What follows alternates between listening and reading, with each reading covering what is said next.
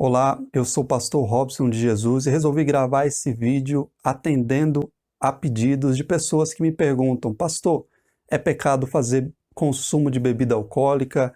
Não é pecado? O que você acha? O que você considera a respeito?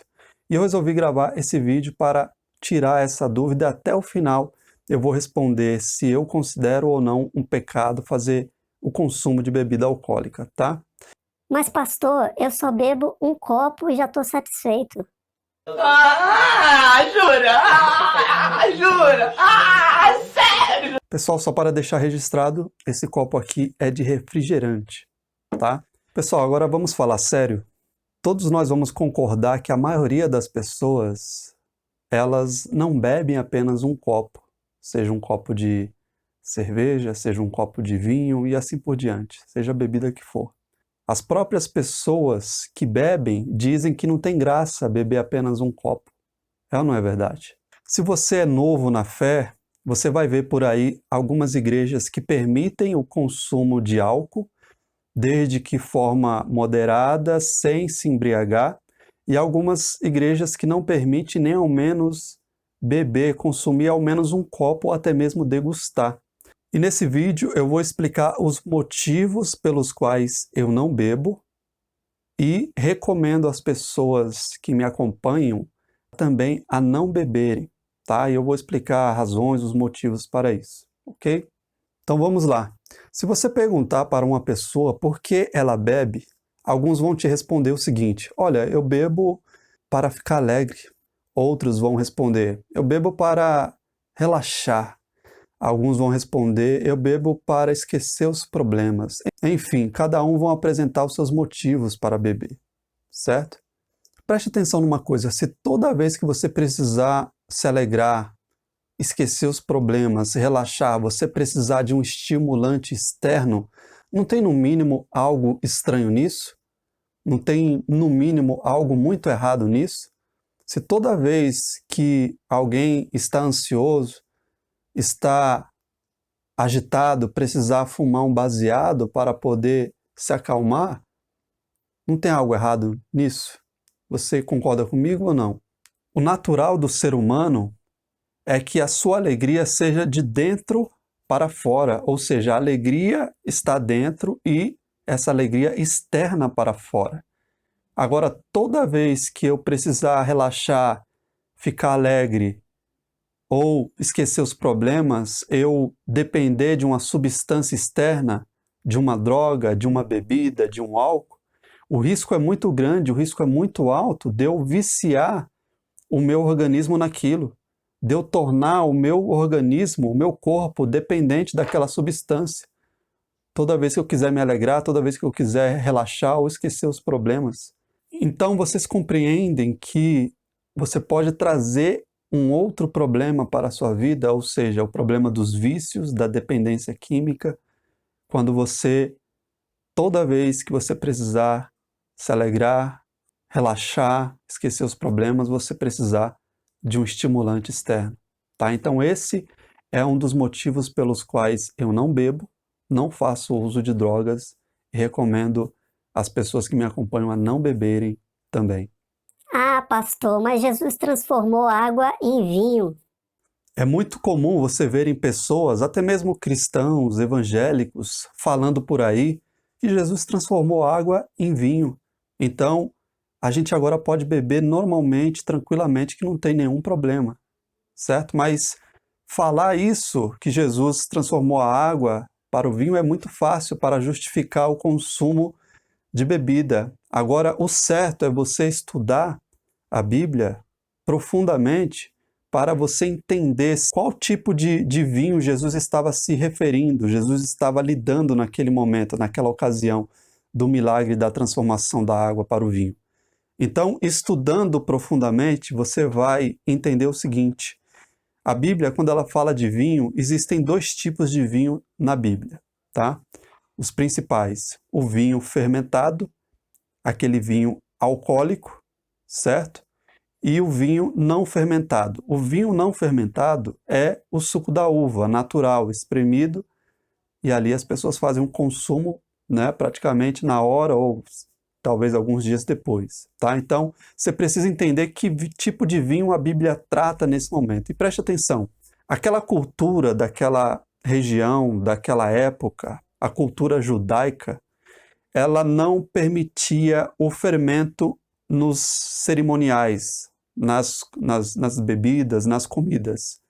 O fermento era considerado um símbolo do pecado. Então, por esse motivo, os judeus, inclusive até os dias de hoje, não fazem uso do fermento em suas cerimônias, tá? É algo mal visto até os dias de hoje. Inclusive, até o próprio consumo de álcool dentro da cultura judaica também não é algo bem visto até os dias de hoje, tá? Então não faz nenhum sentido, preste atenção, não faz nenhum sentido Jesus transformar a água para o vinho fermentado, o vinho alcoólico, numa cultura que não permitia esse tipo de bebida, tá bom? Então não faz nenhum sentido, ok? Como é que Jesus, fazendo parte de uma cultura que não permite o fermento, dá para eles de beber uma bebida fermentada, alcoólica, né? Então, só por esse motivo já é uma das razões para nós acreditarmos, concluirmos que aquele tipo de vinho tratado nessa passagem era o vinho não alcoólico, tá? Simplesmente o suco da uva. Outro ponto importante, a festa já estava em andamento há muito tempo, então desde o início eles estavam bebendo o suco da uva, tá? O vinho não fermentado, nesse caso. E, de repente, o vinho acabou. Você concorda comigo que se a festa já está em andamento há muito tempo e eles já estavam bebendo vinho desde o início, não era para eles estarem bêbados já naquela ocasião? Só que a Bíblia não fala, não trata, não menciona que eles estavam bêbados naquela ocasião, tá? O que nos leva a concluir também que Jesus, vendo que o vinho acabou, vendo que o suco de uva acabou, e o suco da uva era uma bebida principal daqueles tipos de festa naquela época, o que ele faz? Ele transforma a água para o vinho, para que ali eles pudessem continuar na festa tranquilamente, tá? Um detalhe importante, o vinho também representa a alegria, tá bom? Então, o suco da uva natural, sem ser fermentado, sem ser alcoólico, tá bom? Então, Jesus, vendo que o vinho acabou, ele transforma a água para o vinho, tá bom? Então, concluindo aqui essa parte, esse trecho, aquele vinho tratado naquela ocasião de Jesus, que ele transforma a água para o vinho, não era o vinho alcoólico, o vinho fermentado, era o vinho suco de uva, ok? E agora vamos tocar aqui num ponto bem sensível, tá? O álcool, ele sempre foi motivo de desgraça na vida de muitas pessoas desde a antiguidade. Logo no primeiro livro da Bíblia, no livro de Gênesis, nós vemos o relato de Noé. Noé mesmo, que construiu a arca, salvou ele e sua família do dilúvio. A Bíblia diz que Noé se embriagou com vinho, o vinho fermentado, bebeu demais, bebeu muito, se embriagou, ficou nu, ficou pelado, ficou desorientado, perdeu a noção, perdeu a lucidez. Seu filho Cã viu aquele estado deplorável do pai dele, viu o pai dele nu, divulgou para todo mundo como o pai dele estava, e resultado, quando Noé recuperou a lucidez, quando ele não estava mais bêbado, ele amaldiçoou o próprio filho dele. Mas eu te pergunto, se Noé não tivesse bebido nem ao menos um copo, será que isso teria acontecido? De maneira nenhuma. De maneira nenhuma. Essa desgraça não teria recaído sobre a vida do filho dele, e essa vergonha para o próprio Noé não teria acontecido, tá? Outro ponto importante, eu não sei se você sabe, mas o sobrinho de Abraão, chamado Ló, as filhas dele o embriagaram, certo? Deram bebida para ele, embriagaram ele, e ele teve relações sexuais com as próprias filhas, com as duas filhas dele. Veja a que nível pode chegar uma pessoa que faz o consumo de álcool. O pai se deitou com as próprias filhas. Resultado, nasceram filhos dessas relações sexuais entre pai e filhas.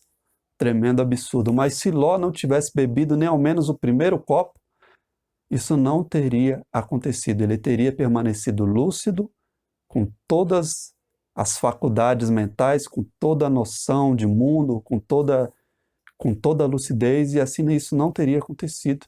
Olha só o que Salomão, com a sabedoria dada por Deus, olha só o que ele escreveu no livro de Provérbios, capítulo de número 20, versículo de número 1. O vinho alcoólico é zombador, e a bebida forte causa alvoroço. Todos aqueles que são vencidos por eles não são sábios. Você quer mais motivos ainda para não beber sequer um copo? Então vamos lá. O consumo de álcool ele pode causar as seguintes doenças. Preste atenção. Dependência química, os vícios, certo?